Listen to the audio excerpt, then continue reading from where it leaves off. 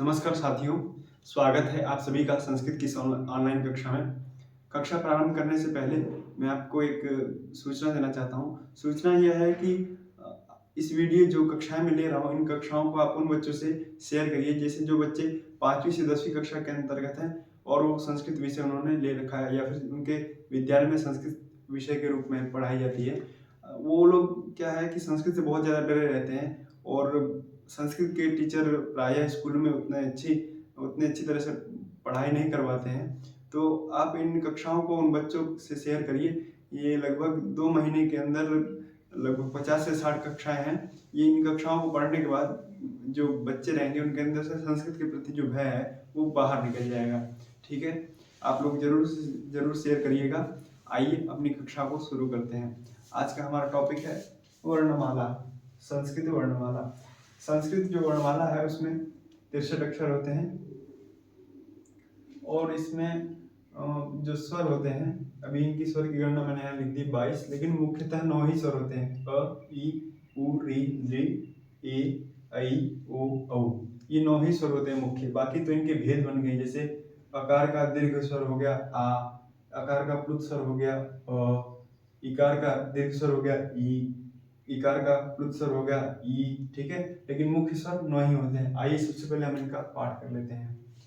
अ, ई, उ, री, ऋ। ठीक है, आ, ई, उ, री। ठीक है, ऋकार का जो होता है वो दीर्घ स्वर नहीं होता है। ठीक है, उसके बाद दीर्घ रूप नहीं होता है ऋकार का। उसके बाद ये है ए, ऐ, ओ, औ।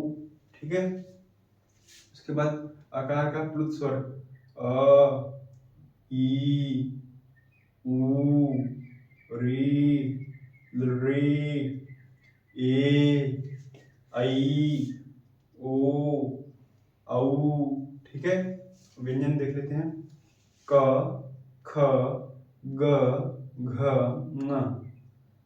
चवर च, छ, ज, झ, ञ।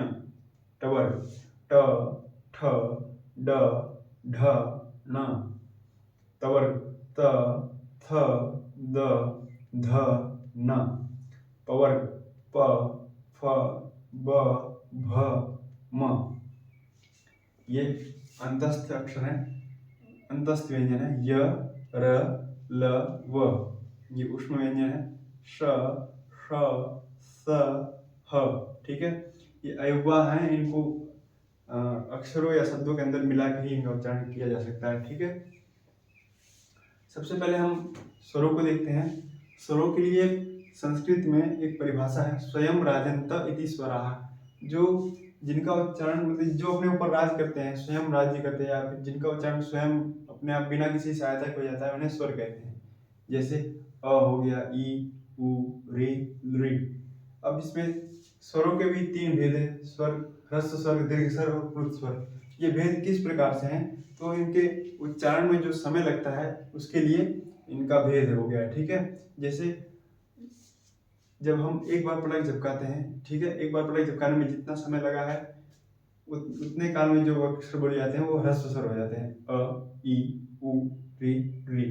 ठीक है, एक बार पलक झपकाने में जितना समय लग रहा है उस समय में जो जो अक्षर उच्चारण किए जा सकते हैं उन्हें ह्रस्व स्वर कहा जाता है।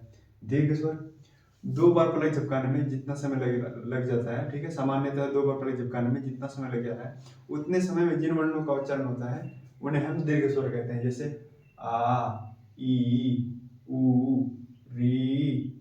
ठीक है, री का जो होता है दीर्घ स्वर नहीं बनता है, दीर्घ रूप नहीं होता है इसका। ठीक है, ए, ऐ, ओ, औ। ठीक है, अब प्लुत स्वर देखते हैं। प्लुत स्वर तो 3 बार पलक झपकाएंगे, 3 बार पलक झपकाने में जितना समय लग रहा है उतने समय में जिन अक्षरों का उच्चारण करेंगे हम वो हो जाते हैं प्लुत स्वर। जैसे अ, ई, उ, री, ऋ, ए, ऐ, ओ, औ। इनका उच्चारण प्रायः संबोधन में किया जाता है, जैसे देवदत्त, राम, अत्रागच्छ। ठीक है, हम लोग भी जब हिंदी में वाक्य प्रयोग करते हैं तो किसी को दूर से बुलाना रहता है तो जोर से उसका नाम लेते हैं और पूरा लंबा खींचते हैं। वही उसमें जो टाइम लग रहा है वही प्लुत है, ठीक है। ये हो गए संस्कृत के स्वर। इसमें कुछ विशेषता है, ये जो ए आई ओ औ है, मैंने आपको बताया ये हमेशा दीर्घ ही रहते हैं, ये कभी ह्रस्व नहीं होते। देखिए यहाँ पे मैंने इनका स्थान खाली रखा है। इन्हें मिश्रित स्वर कहते हैं, मिश्रित स्वर या संध्याक्षर कहते हैं। संध्याक्षर प्रमुख शब्द है।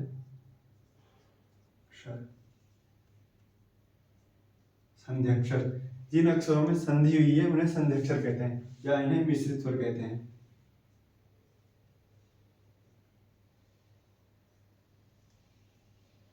इन्हें संध्याक्षर या मिश्रित स्वर क्यों कहते हैं? जैसे ए ले लेते हैं, आगे हम संधि में पढ़ेंगे, आद्गुणा एक सूत्र है, उसमें अ और ई मिलके ए हो जाता है, ठीक है।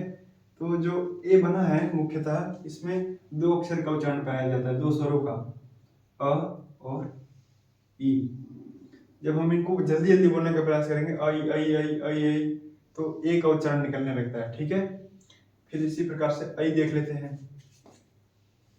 जब आ और दीर्घ ई, इकार को एक साथ मिलाकर बोलने का प्रयास करेंगे, आई आई आई आई, तो आई का उच्चारण निकलने लगता है, ठीक है। इसीलिए ये संध्याक्षर। ओ का देख लेते हैं। ओ में क्या रहता है? अकार और ह्रस्व उकार, ठीक है। इन दोनों को एक साथ मिलाने का प्रयास करेंगे तो ओ की ध्वनि निकलने लगती है, ओ औ औ औ, ओ की ध्वनि निकलेगी। और जब आकार और बड़े ओ को मिला के बोलने का प्रयास करेंगे तो औ औ की ध्वनि आएगी, ठीक है। आप लोग समझ गए होंगे इनका नाम संध्याक्षर क्यों पड़ा है। इनको मिश्रित स्वर या संध्याक्षर भी कहते हैं और इनके ह्रस्व अक्षर नहीं होते, लिकार का दीर्घ नहीं होता है और संध्याक्षरों के ह्रस्व अक्षर नहीं होते। इनके ए आई ओ औ इनके प्लुत हो जाते हैं लेकिन ह्रस्व नहीं होते, और लिकार का प्लुत हो जाता है लेकिन दीर्घ नहीं होता है। समझ गए होंगे आप लोग। अब व्यंजनों को देख लेते हैं। व्यंजन होते हैं क ख ग, ये तो आपको सभी को पता ही होगा कि यही होते हैं क ख ग, हिंदी में हम लोग यही पढ़ते हैं। इनको हम स्पर्श व्यंजन कहते हैं। क से लेकर म पर्यंत जो व्यंजन होते हैं इन्हें हम स्पर्श व्यंजन कहते हैं, क से लेकर म पर्यंत, ठीक है। सभी व्यंजन आ जाएंगे इसमें। स्पर्श व्यंजन इसके लिए है प्रयुक्त। संस्कृत में एक वाक्य छोटा था, कादयो मावसानः स्पर्शा। क से प्रारंभ होकर म पर्यंत जितने भी अक्षर हैं वो स्पर्श कहलाते हैं। कवर्ग देख लेते हैं। कवर्ग में आते हैं 5 अक्षर, क ख ग घ ङ। चवर्ग, चवर्ग में 5 अक्षर आते हैं, च छ ज झ ञ, ठीक है। जैसा उच्चारण कर रहा हूँ उसको सुनते रहिएगा, क्योंकि संस्कृत ऐसी भाषा है जिस जैसी लिखी जाती है वैसी ही बोली भी जाती है। आप अंग्रेजी आदि भाषाओं में ऐसा नहीं पाएंगे। अंग्रेजी में एक शब्द है सर्कस, उसमें 2 बार सी आया है, एक बार सी का उच्चारण क हो रहा है, एक बार हो रहा है स हो रहा है, ठीक है। ऐसे ही कई बार उसमें अक्षर क्या होता है, शांत हो जाता है, साइलेंट हो जाता है। जैसे KNIGHT, नाइट यानी होता है सरदार, तो नाइट इसका उच्चारण है, के का उच्चारण यहाँ पे गायब हो जाता है, ठीक है। के का उच्चारण नहीं करते हैं। लेकिन संस्कृत में ऐसा नहीं है। संस्कृत में जितने अक्षर लिखे गए सभी का उच्चारण होगा और जो अक्षर लिखा गया उसका उच्चारण वही होगा, ठीक है। अब अन्य भाषा में ऐसी वैज्ञानिकता नहीं है, संस्कृत में वैज्ञानिकता है। हम लोग क्रम से एकदम अक्षरों को रखते हैं, इनका उच्चारण स्थान मिलेगा और भी जैसे रहेगा। और ये जो क्रम से, ये वाला भी क्रम बहुत ज्यादा प्रयोग में आएगा और ये वाला भी क्रम बहुत ज्यादा प्रयोग में आता है। आगे आप संधियों में देखेंगे तो आपको ये सब समझ में आएगा। हम लोग चवर तक आ गए थे। टवर में देखते हैं ट ठ ड ढ ण। इसमें टवर में ध्यान देने योग्य बात है, ये जो ड और ढ है ना, तो इसको थोड़ा ऐसे भी लिखते हैं और थोड़ा सा उच्चारण में भिन्नता लाते हैं। ड़, ये ड हो गया, ये हो गया ड़, ठीक है। ये है ढ, ढ है, ढ के नीचे जब बिंदी लगा देंगे ढ हो जाएगा, ढ, ठीक है। इसका ध्यान रखेंगे। और ये है ण, ठीक है। ये जो उत्तर प्रदेश आदि का क्षेत्र है वहां पे इसको ड़ बोलते, उदाहरण। तो उदाहरण ना बोल के उदाहरण ना बोलेंगे इसको, ठीक है, ध्यान रखेंगे। इसका तवर्ग है त थ द ध न, ठीक है, तवर्ग में आ जाएगा। और फिर पवर्ग प फ ब भ म। अब इसमें एक ध्यान देने की बात ये भी है कि जैसे हमने थ को देखा, ध को देखा, भ को देखा, तो इन अक्षरों को बनाने से पहले ऐसे गोली टाइप बनाना पड़ता है, थ, ठीक है, ध।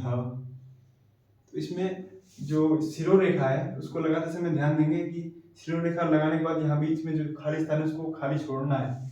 आप कहीं भी हिंदी की पुस्तकों में देखेंगे तो ऐसा ही मिलता है। आप इसको पूरा लगा देंगे शिरोरेखा तो देखने में अच्छा नहीं लगेगा और शुद्ध भी नहीं रहेगा, ठीक है, अशुद्ध हो जाएगा। और यहाँ तक आपको समझ में आ गया और तक। अब अंतस्थ देख लेते हैं। अंतस्थ में हमारा आता है य, र, ल, व, ठीक है। ये अंतस्थ व्यंजन है, ये अंदर ही स्थित रहते हैं, बहुत आसानी से इनका उच्चारण किया जा सकता है, इसलिए इन्हें अंतस्थ कहते हैं। य, र, ल, व, ज्यादा प्रयत्न करने की आवश्यकता नहीं है, ठीक है। ऊष्म व्यंजन देखते हैं, ठीक है। उसमें आता है श, श, स, ह, ठीक है। इनका उच्चारण स्थान भिन्न भिन्न है। सकार का उच्चारण च बोलते समय जीवा आपकी जहां लग रही है, च च च च बोलते समय जीवा आपकी जहां लग रही है वहीं से आप इस सकार का उच्चारण करिए, श श श, ठीक है, तब ये उच्चारण शुद्ध हो जाएगा, ठीक है। ऐसे ही मूर्धन्य सकार है, इसको, ठीक है, मूर्धा पे एकदम एकदम ऊपर वाले भाग पे, जैसे जहाँ ट ट बोलते समय जीवा कहाँ लग रही है आपकी, वहां से इसका उच्चारण करने का प्रयास करिए तो आपको ये शुद्ध हो जाएगा, जैसे श श श, ठीक है।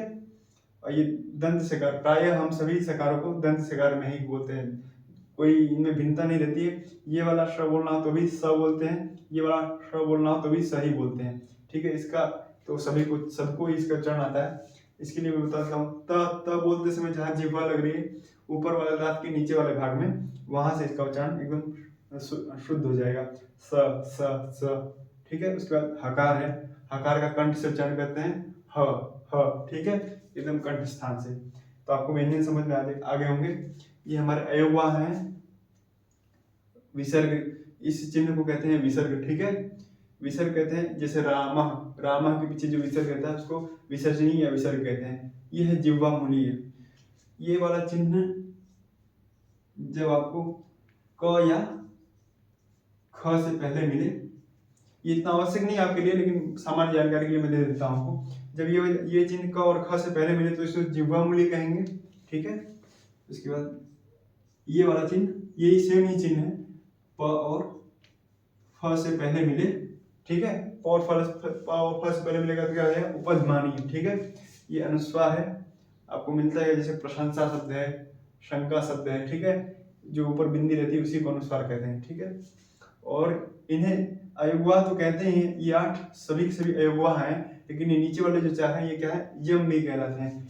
इनका प्रायः वेदों में प्रयोग दिखेगा, ह्रस्व यम, दीर्घ यम, अनुनासिक चिन्ह है। और ये है र, एक मंत्र है, इसका प्रयोग आप उड़िया भाषा में देख सकते हैं और मराठी भाषा में भी शायद इसका बहुत ज्यादा प्रयोग होता है।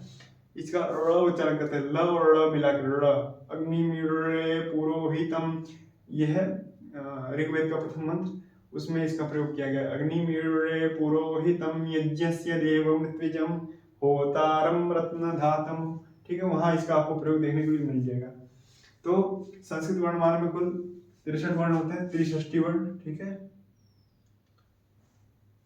आइए गणना कर लेते हैं एक बार, ठीक है। 22 तो हमारे स्वर है, 1 2 3 4 5 6 7 8 9 10 11 12 13 14 15 16 17 18 19 20 21 22, ठीक है। 22 स्वर है, 22, यहाँ से यहाँ तक 5 5 के बारे में 5 5 10 5 15 5 चौका 20 5 चौका 5 25 25 इसे लिख लेते हैं। ये अंतस्थ और उसको दोनों मिला के कितने हो गए, 8 अक्षर हो जाएंगे, 8 वर्ण। और ये है अयोगवा, तो अयोगवा 4 ये कितने हो गए, 8। अब इनको गिन लेते हैं, 22 8 30 और 30 20 50 50 5 55 8 63, ठीक है।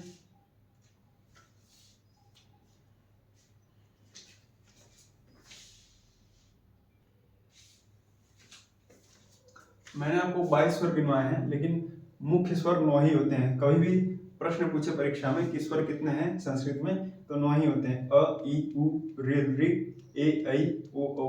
बाकी तो इनके भेद बन जाते हैं, अ का आ और ये प्लुत अ, ई का ई और प्लुत ई, ठीक है। तो आप इसका ध्यान रखेंगे। और ये जो अयोगवाह रूप है इसमें आप केवल विसर्ग का ध्यान रखिए और अनुस्वार का, इससे आपके संधि आदि कार्य हो जाएंगे, बाकी सबको ज्यादा ध्यान देने की आवश्यकता नहीं है। और आपको वीडियो में कहीं भी कोई शंका हो तो आप कमेंट्स के माध्यम से पूछ सकते हैं, और हम उसका कमेंट्स में ही या अगले वीडियो के माध्यम से उनका निराकरण करने का प्रयास करेंगे। और जैसा कि मैंने आपको प्रारंभ में बताया, इन कक्षाओं को आप उन बच्चों से शेयर कीजिए जो संस्कृत से डरे रहते हैं, 5वीं से 10वीं कक्षा के अंतर्गत है, या उनसे छोटे बच्चे जो सीखना चाहते हैं। मैं बहुत ही सरल भाषा में बताता हूँ, तो इससे उनको ग्रहण करने में आसानी रहेगी। और एक बार ये 2 महीने में जो जितने कक्षाएं मैं पढ़ा रहा हूँ, एक बार ये लोग पढ़ लेंगे तो उसके बाद ये लोग संस्कृत में कोई भी पद्य गद्य इन सब की अपने आप अर्थ निकालने लग जाएंगे। इनके लिए संस्कृत बहुत ही सरल हो जाएगा। तो आशा करता हूँ आपको सब बातें समझ में आई होंगी। धन्यवाद।